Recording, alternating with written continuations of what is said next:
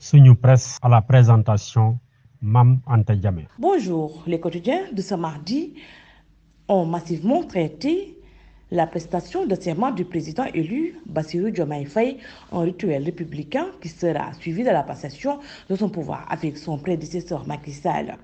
Après 12 années passées à la tête du Sénégal, le président Macky Sall va passer le témoin ce mardi 2 avril 2024 à son successeur Bassirou Diomaye Diakhar Faye, démocratiquement élu, 5e président de la République du Sénégal, écrit le quotidien Enquête.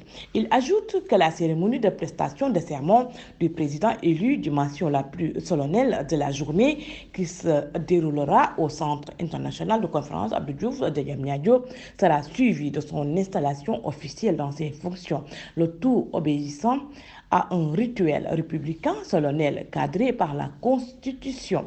Bon vent, Macky. Bonne chance, Diomaye, résume le journal Tribune avant de signaler que plusieurs chefs d'État, des ministres des Affaires étrangères et présidents d'institutions sont déjà à Dakar pour assister à la cérémonie. Le journal cite les présidents gambiens, busséo-guinéens, Sierra Leone, le vice-président de la Côte d'Ivoire, le président du Conseil national de la transition du Mali, le président de la Commission de l'Union africaine et celui de la CEDEAO, entre autres personnalités. Les présidents de la Guinée, du Ghana, du Cap-Vert et de la Mauritanie, entre autres, sont entendus dans la matinée, indique le quotidien Tribune. Les deux parents de Bassirou Diomaye Faye et ses deux épouses seront aussi présents à la cérémonie, de même que ce Faubon, le candidat malheureux à la présidentielle de 2024. Note source A.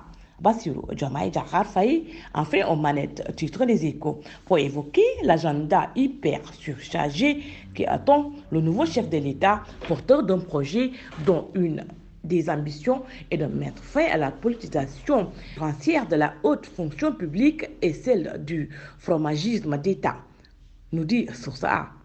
Une nouvelle ère s'ouvre, indique Libération quotidien, selon lequel le nouveau Premier ministre sera nommé dans les prochaines 48 heures.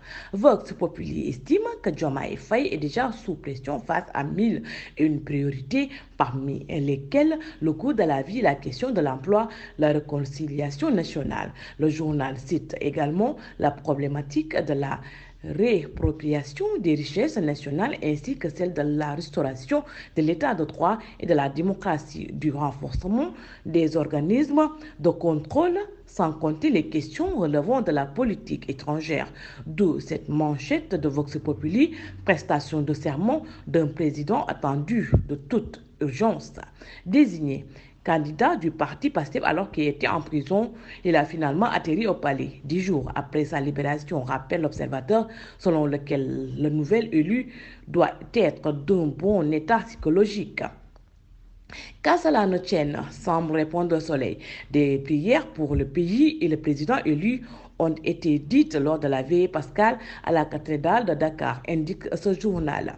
L'archevêque de Dakar, Monseigneur Benjamin Diagne, a prié pour le président nouvellement élu, Bassirou Diomaye Faye, afin que Dieu lui accorde la claire vision de ce qu'il faut faire.